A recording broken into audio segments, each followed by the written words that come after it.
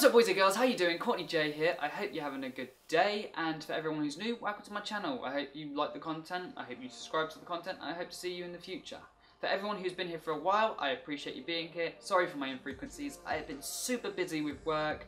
I've had to do a lot of overtime, which has kept me very, very tired, and I'd rather make a good video where I'm feeling refreshed than make a very crappy, rushed, tired video, which is awfully shit. And that's as honest as I can be with that. But let's not dwindle on negatives, let's talk about positives. Now recently I've gone to the cinema twice, and I've seen two very, very good films, and I just want to talk about them because of what they implemented into their films. Now the first film I'm going to talk about is Beauty and the Beast. For what I expected from the film, I was quite pleasantly surprised. Yes, it is kind of a copy of the original Disney film, frame for frame, but then they actually added a lot more depth to it. They added a bit more story, they developed the characters like Belle and Beast a little bit more, and they especially developed this character called Lefou. Lefou is this character who follows Gaston around quite a lot, and in the original he does the exact same, but in the original he seems more to admire Gaston than be romantically interested in him. Now what implements the idea that he might be bisexual is the fact that during the film Gaston asks him, "Hey Lefou, why don't you have a wife? You're such a great guy." And he replies back, "I'm not too sure.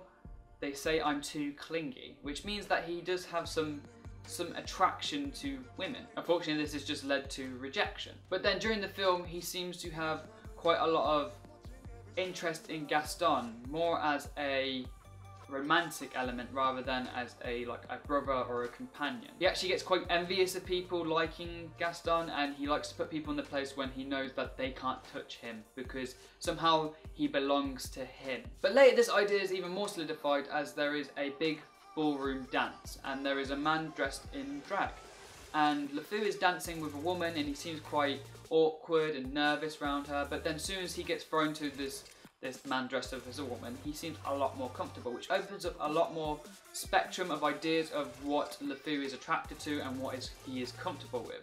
But it also opens up the idea that you can express yourself and be open to your curiosities, and I really like this idea within the film. I'm going to give Disney an amazing 10 out of 10 for this because it doesn't specify it, it kind of leaves it open so the idea of the audience can develop and they can think what they think of the character. Some people might think he's gay, some people might think he's bi, some people might think that he's polysexual, is it polysexual?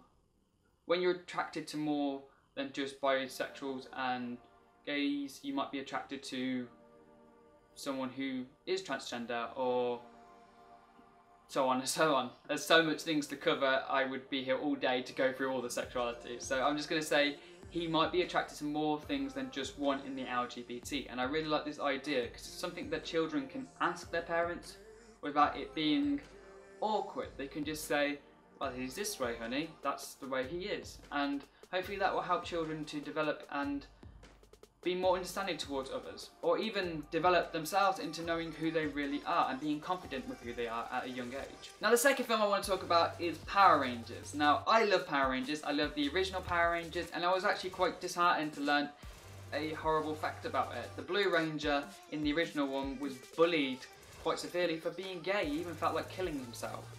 And that kind of shows how the 90s were, and it shows the differences that they show in the modern day version. So there's actually a character in the film which kind of brings up the idea of sexuality again, that she might actually be gay, and this is the character Trinni. Now they're all talking about each other around a fire and they're kind of saying the ideas of something, what they do and what makes them people and what makes them bad and what makes them good, and one of them says about her home life problem that she has quite a lot of problems with her family, and her family like to revolve around the idea of labels. And one of the characters goes, "boyfriend problems," and she kind of like shakes it off, and then the other one goes, "girlfriend problems," and she kind of like, that kind of hits the nail in the coffin. You kind of understand that she is maybe gay or she is maybe bi, but her parents are very traditional and they don't like the idea of her being these things, and I feel like that helps parents kind of understand that this can affect their children, but it also helps children, young adults who are watching the new Power Rangers movie to understand themselves. They can kind of connect to this character and feel super about it because yes, she may be gay, straight, bi, but she's a superhero and you could be a superhero too. And it doesn't matter who you are or what you do, you can feel super about yourself, just be confident in yourself. And I really like how both these films have kind of showed diversity and modernisation in both genres, and I hope a lot more big blockbuster films can do this. Just keep implementing characters who are maybe gay, maybe are straight, maybe are bisexual, and just kind of develop it and make more characters what a younger audience can connect with. Because I know when I was growing up, it was very hard for me to connect with anybody. I didn't know anybody who was male and bisexual, and I still relatively don't. And that kind of made it hard for me because I couldn't say, oh, that character's bi and he's freaking awesome. Where now young girls can see Trinni from Power Rangers and go, she's super, she's amazing, she's so confident, she's so strong, and her will is just unbelievable, and feel confident in themselves, knowing that maybe my sexuality is different, but I'm an amazing person. And I really, really enjoy this idea. Same with Lefou. You know, people can connect to that and kind of see that, hey man, this character's funny and quirky, he's awesome, and so am I.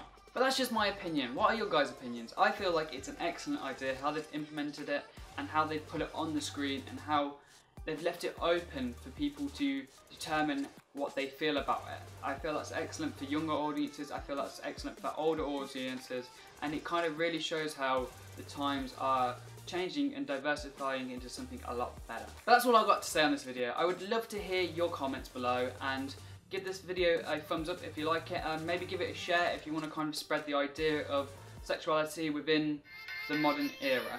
And I'm going to say love, peace, and chicken grease. Thank you for watching. I'll see you next time.